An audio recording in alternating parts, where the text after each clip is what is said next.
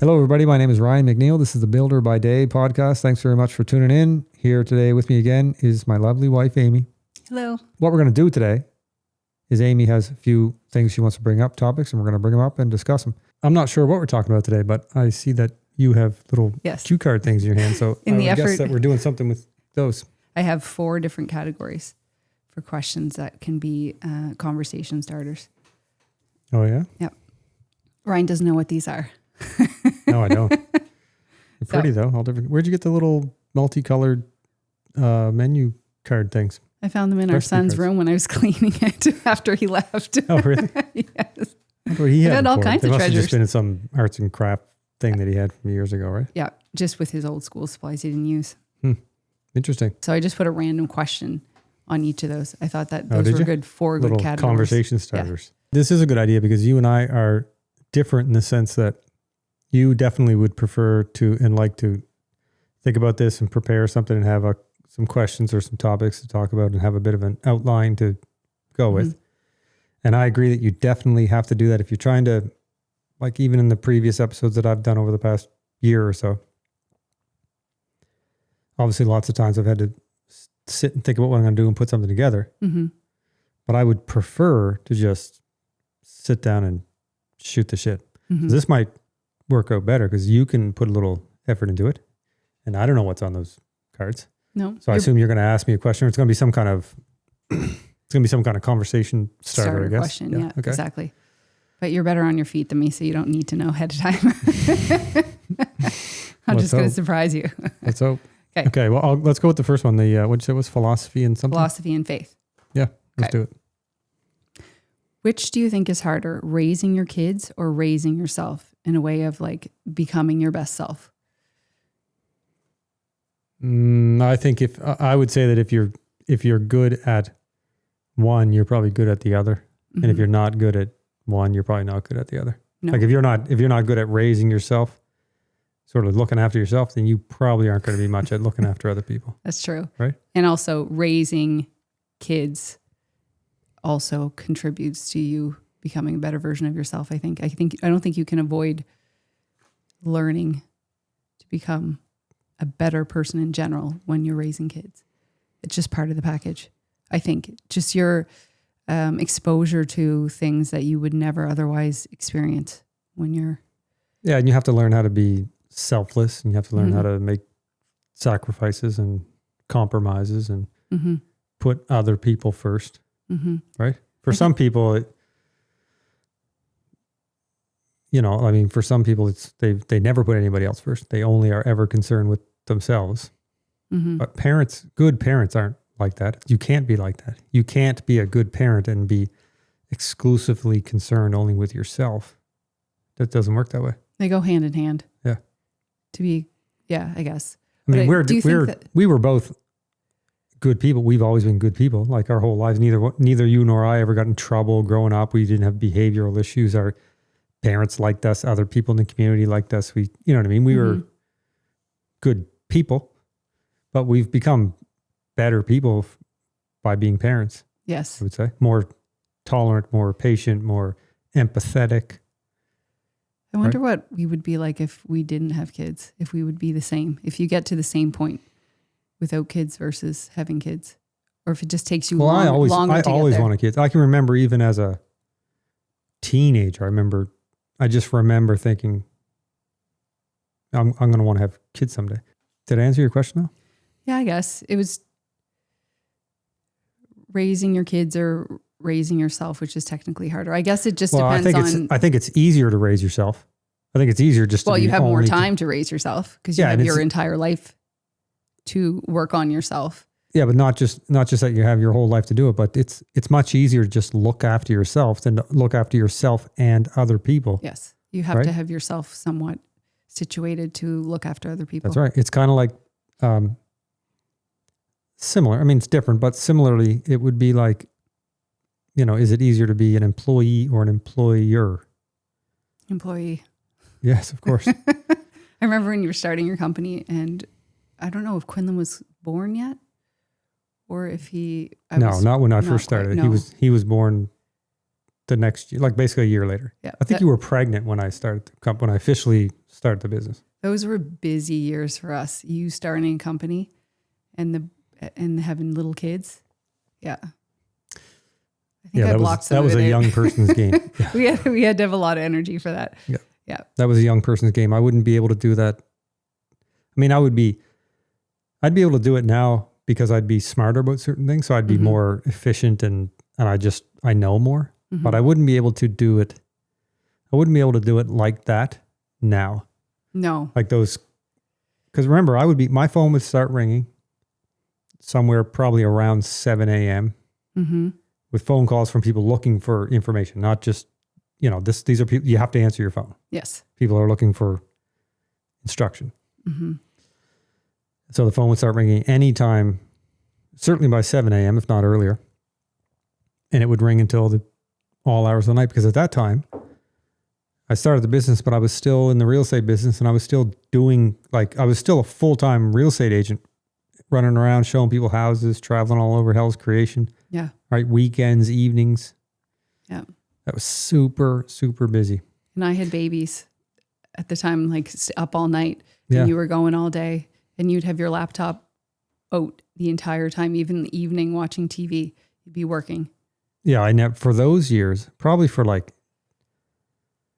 10 years, those first 10 years, I probably never ever sat in front of the television or anything without also having my laptop in front of me. Yeah. And oftentimes I just didn't sit in front of the television. Like if you think of our schedule now, even in the last couple of years versus 10 years ago, like you and I never had a chance to just kind of sit down and drink a cup of tea or have a drink or coffee or a glass of wine or whatever and just chill out and relax. And for me not to have my laptop in front of me and be responding to 1,000 emails and answering phone calls. It's crazy. I loved when the kids were little, but that was such a busy time for us.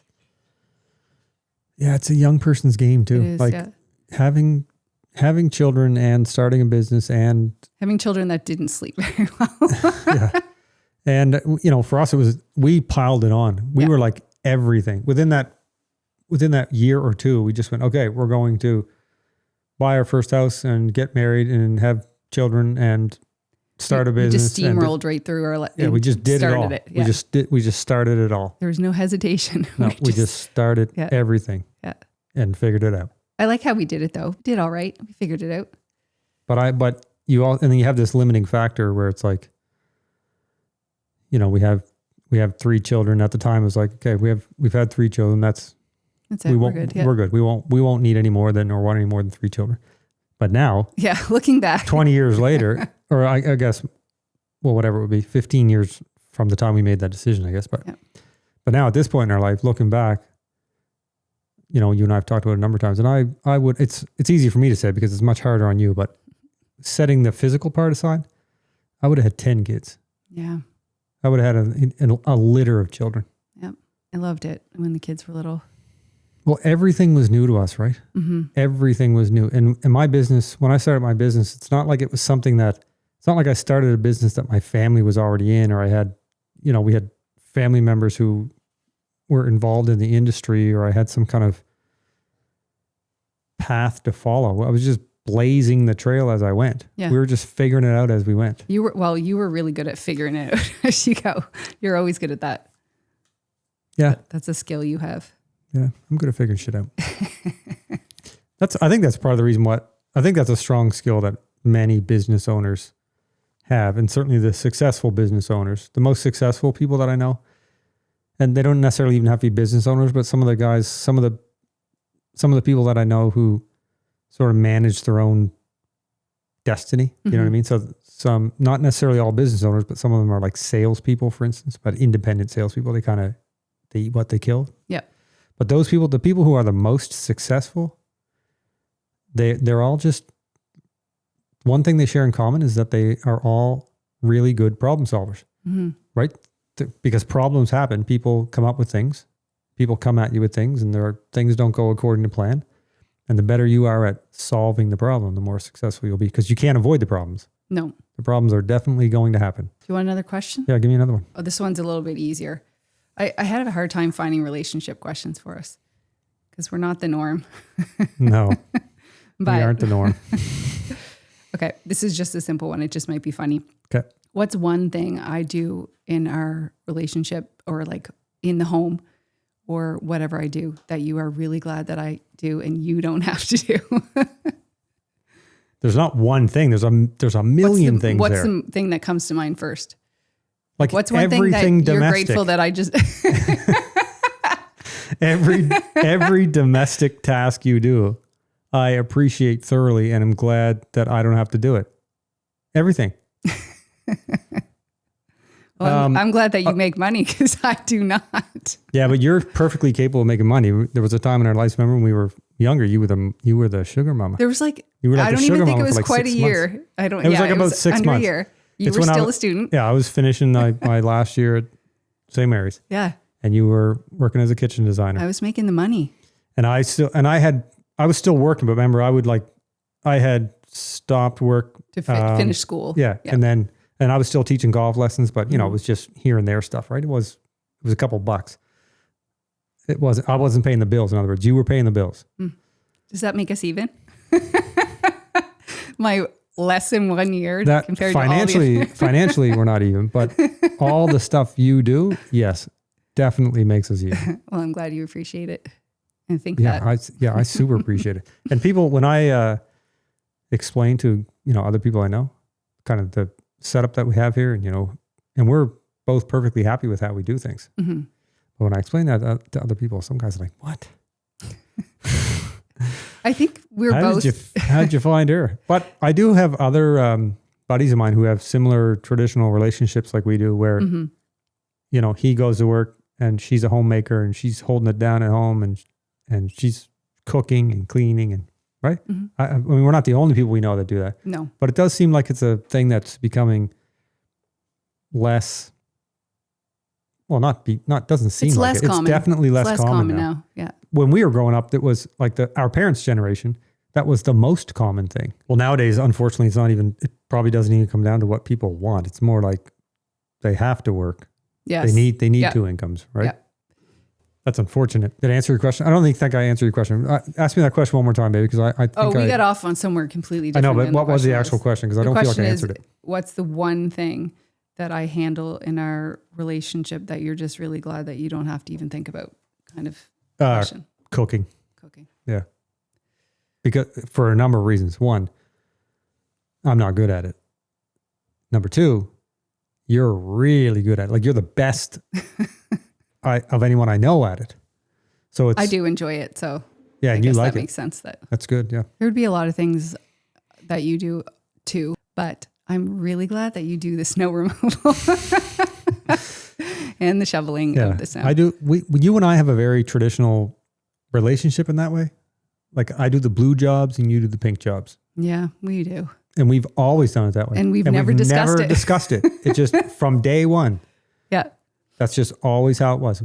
You and I have never brought it up. We've never said who should do this or I should do that or what do you think? Or we've never done that. I think that comes down to the fact that we were both logic thinkers. We do what makes the most sense. Yeah. Right. So for us, and it's not like growing up. It's not as though growing up. And when I lived by myself, I didn't cook, but I didn't live in a pigsty. Like my apartment was clean and my bathroom was clean and the floor was vacuumed. Like I've never been somebody to be messy. It's not like I need. You don't pick up after me. No. Right. No. You're but good. you do all of that stuff. But I don't ask you to pick up after me. Like my stuff's not all over the place. You're cleaning up after me. No, you are a remarkably neat person. Thanks. And fortunately for you, fortunately for both of us, it's the same scenario though, I guess what I'm trying to say. It's the same scenario for me. Cooking for you and things like mowing the grass and plowing the driveway and shoveling the snow and planting trees and shoveling gravel and all of those outdoor manual labor jobs. I like doing that stuff. I keep you company. Yeah, you're also, that's also unique though, that you like to be out. Although we have some friends of ours again, like. Yeah. I like to do yard work. My mom likes going out and digging in the yard too. My mom loves it. Your mom loves it. Yeah. So that's in our family on both sides. You're not alone there, but you're definitely very hands-on. You're one of the few. Plus you can you're strong for your size. You're good at that Thanks stuff. for saying that. I'm not that strong. No, but for your size, My you're will is tiny. strong. You're tiny. But you like, you throw things in a wheelbarrow and get dirty and fling mud around. And You know what's funny is that we are very traditional, but we both neither one of our households were as traditional as we are. no, we're more traditional than our families were. Yeah, you're right. There are certain things that you can be. Like you and I are complete opposites on some things. Complete opposites. Yeah. Like the entirely different ends of the spectrum. Yeah. But there's nothing that we're complete opposites on that is anything that is like a Disruptive fundamental at all. thing where one of us being at the other end of the extreme or the other end of the spectrum bothers the other person. Mm-hmm. It's more like, oh, I'm glad we're complete opposites about that thing. The things that we're opposites about actually are to our advantage, because it's more like we're opposites about something, but fortunately for me, you're not like me about that. So you can save me from it, kind of thing. It's not like we sit and talk about it. No. We just do it the way it comes to us. Mm-hmm. Right? Yeah. Yeah. And we don't, we're lucky though. We're lucky. We have a good relationship. Let's see if you can ask me some questions to ruin it. I'll try. So let's have your last question so that we don't run completely out of time. Okay. So this one is culture and society. Should society promote ideals for what's best for everyone, even if it offends people? I already know what your answer is, but yes, of course. I like this conversation. I like this topic. Yeah, as a society, what we should be doing is identifying what is ideal in the best interest of society. And then as a society, we should be promoting those ideals. Yeah. Because it is what is in the best interest of all of us, including the people coming behind us. Yes. Right? Yes. And that could be on any issue. That could be related to climate change. That could be related to public education. That could be related to the type of family structure that is promoted. Right? I was just going to clarify that. Ideals as in like family structure, your health, because we've just gone through this whole period of big is beautiful.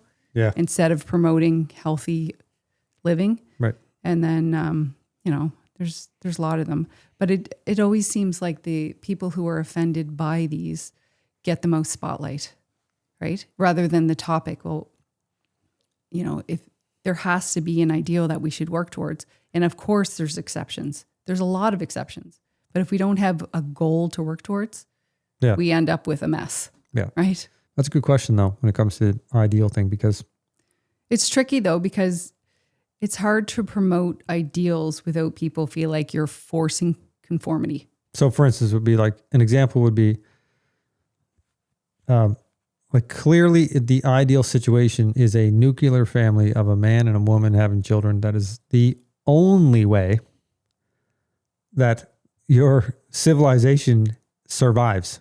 Yes. Right? You have to reproduce. There's no other way to do this. It's pretty simple to understand why we have to continue to at least repopulate. Like even if you just were maintaining your population, which that's just every husband and wife having 2 children. Yeah. All you're doing is sustaining the population. Yeah. Right? Mm-hmm.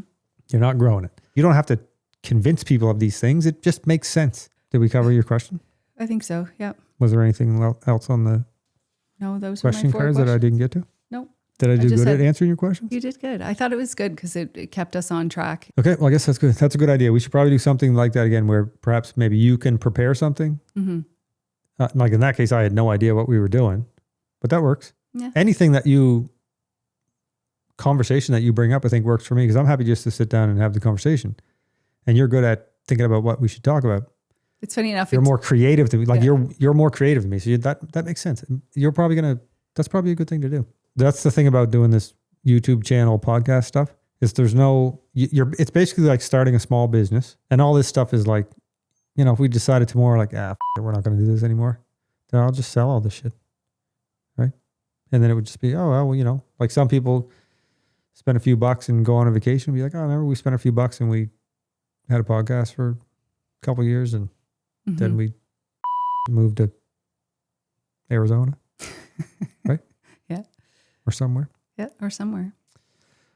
Or hopefully didn't move anywhere. Or maybe just move up to like somewhere further outside the city, up in the woods somewhere. We could talk about that someday. Yeah.